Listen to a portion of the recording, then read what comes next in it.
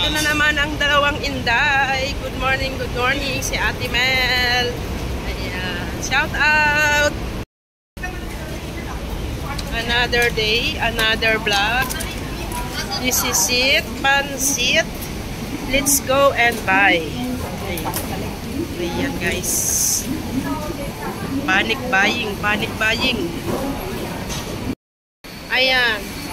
Lakad tayo papunta sa Chinese sausage. Ito ang palengke ng Sharin. Ayan, mga fish. Mga fish. Ayan.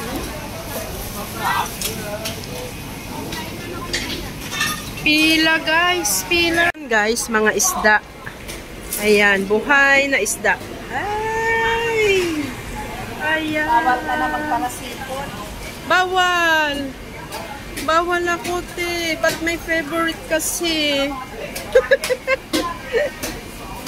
Wow, ang ganda, oh. Oh. Wow.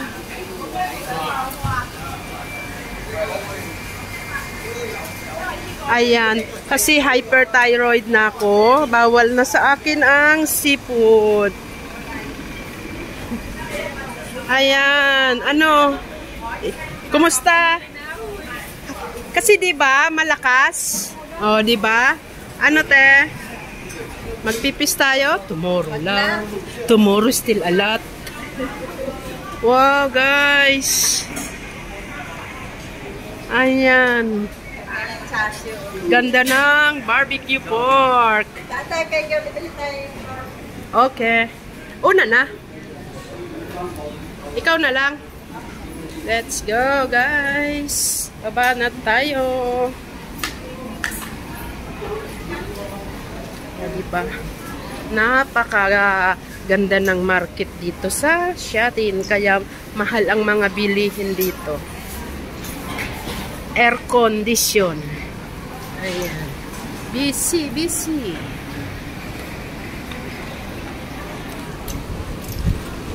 Busy sa paghahanda. Ayan, bilihan ng mga towel, medyas, at iba pa. Ayan, mga bra.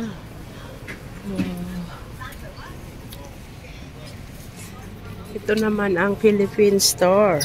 Walang saging na saba. Walang saging na saba. Walang saging na saba, girl? Walay saging na saba. Walang saging na saba. Walang saging na saba. Ayan ang fish blubber. Ayan. Talaga naman malakas. Sabi ko kay Ate Mel, wag dadaan sa ukay, ha? Diretso. Ang ganda kasi yung ano niya, leggings niya, oh, $40 lang yan, guys. Ang ganda sa ukay mamili dito. Mura na. Mura. Panic buying ang mga person, guys. Ayan.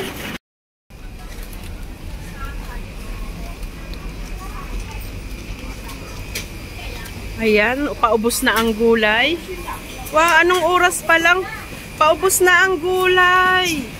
Ayan, guys. Ayan. Daranas namin nilabas na super dry. Okay. Naisip namin na may mga ganito, mga tira-tira. Kaya magluluto kami ng pansit. Pinili mani. At syempre, ang secret ni Ate Mel pagluluto ng pansit, guys. Ayan. Ayan, guys. Pambili ng load? Ayan. Tapos na ang pagluluto at kumakain na po, guys. Kain tayo. Ayan. God bless everyone. Bye-bye.